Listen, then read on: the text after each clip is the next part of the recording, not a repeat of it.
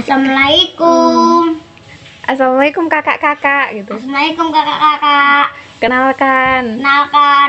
Nama saya Lang sama Bara. Lang yang mana Lang? Langku. Bara yang mana? Nah, iya. Nah sekarang kita mau main tebak-tebakan gitu. Sekarang kita mau main tebak-tebakan. Nah, jadi begini ceritanya. Nanti kan ini ada 2 minuman. Ini dan ini, ya kan? Nah, nanti kalian itu akan tak kasih 1 sendok dicicipi gitu, tapi matanya ditutup gitu. Ayo sekarang ini buat Elang dipakai di tali, yang ini buat Bara di tali. Bisa ndak nalinya? Aku mulai. Iya. Bisa ndak nalinya? Alah. Sini bisa. Oke. Sini.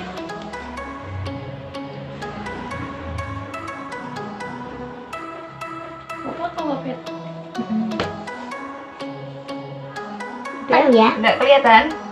Nggak kelihatan tuh. Nah, sudah ya. Siap-siap. Nanti bilang rasanya apa gitu ya. Ini Elang dulu. Asin.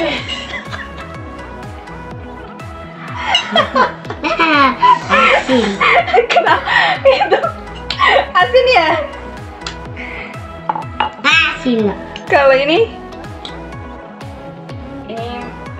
si Bara. Kenapa? Nah. Hah? Enak. Rasanya apa? Manis. Manis? Bara manis kok. Elang asin. Coba lagi. Manis. Nah, kira-kira ini tak tanya dulu ya.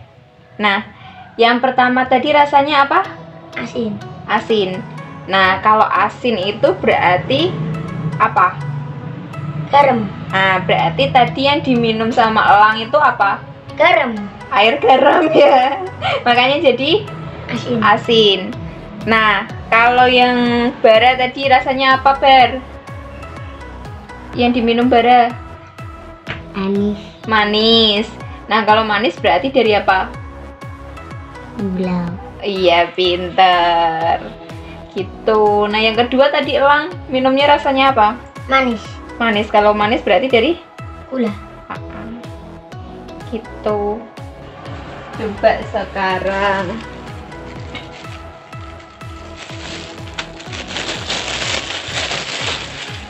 masukin tangannya.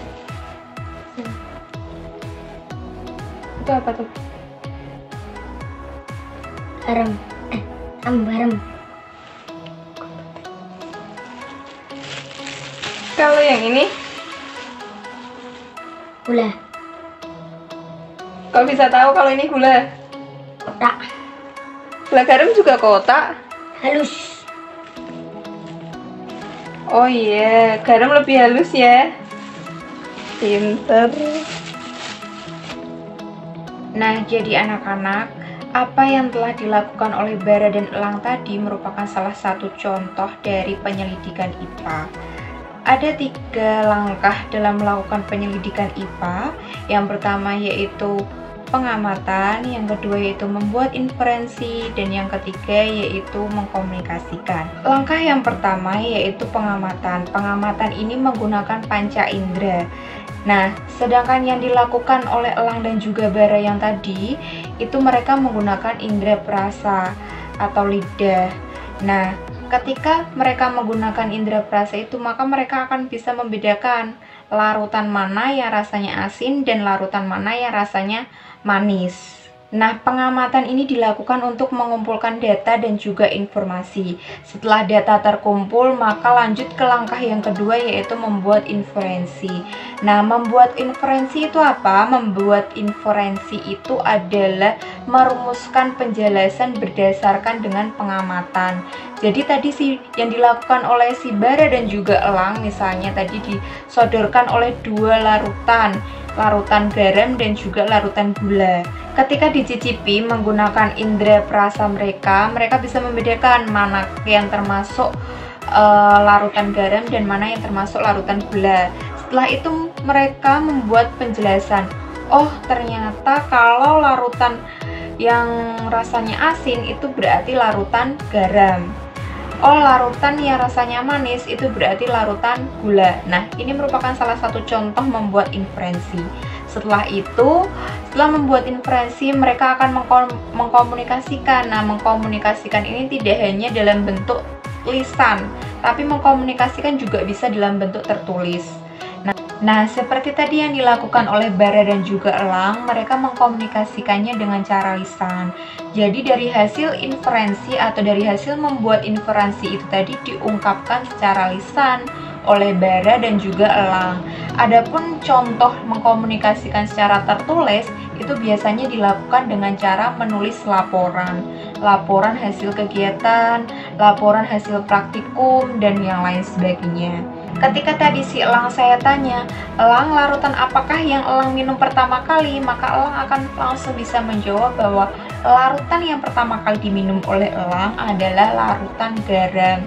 Kenapa kok dia bisa memprediksikan bahwa itu adalah larutan garam? Karena dia merasakan dengan indera perasanya bahwa garam itu rasanya asin. Nah, yang diminum pertama kali adalah rasanya asin. Jadi dia memprediksikan bahwa yang pertama kali ia minum adalah larutan garam. Begitupun juga dengan Bara. Ketika si Bara saya tanya, Bara, larutan apa yang Bara minum? Larutan gula. Kenapa? Karena rasanya manis. Begitu. Itu merupakan salah satu contoh dari penyelidikan IPA. Nah, praktikum yang kedua yang dilakukan Elang adalah dengan cara meraba. Nah, meraba ini menggunakan indera peraba, mereka langsung bisa membedakan mana yang termasuk butiran garam dan mana yang termasuk butiran gula. Nah, untuk kasus yang kedua ini, mereka menggunakan indera peraba. Jadi pengamatannya menggunakan indera peraba. Jadi intinya ada 3 langkah dalam melakukan penyelidikan IPA. Yang pertama yaitu pengamatan. Kalau pengamatan itu menggunakan panca indera. Untuk praktikum yang pertama tadi mereka menggunakan indera perasa. Untuk praktikum yang kedua mereka menggunakan indera peraba. Jadi butiran-butiran garam dan juga gulanya itu tadi dipegang sama si Elang. Oh, ini ternyata kalau yang butirannya lebih kasar itu adalah gula. Oh, ternyata yang butirannya lebih halus ini adalah garam. Nah, itu yang dilakukan oleh Elang tadi. Nah, selanjutnya baru membuat inferensi. Membuat inferensi ini adalah memberikan penjelasan dari hasil pengamatan. Setelah itu baru dikomunikasikan. Komunikasikannya bisa dalam bentuk tertulis dan juga dalam bentuk lisan. Nah, data dari hasil pengamatan itu pun juga ada yang namanya data kualitatif dan data kuantitatif. Nah, kalau data kualitatif itu seperti tadi yang dilakukan oleh Bara dan juga Elang. Jadi mereka datanya itu berupa asin, manis. Nah, itu namanya data kualitatif. Sedangkan data kuantitatif, misalnya kalian mengukur tinggi badan. Nah, tinggi badannya itu 150 cm. Dapat dihitung menggunakan angka. Itu adalah data kuantitatif. Nah, sampai di sini dulu pertemuan kali ini. Bu Betty akhiri. Wassalamualaikum warahmatullahi wabarakatuh.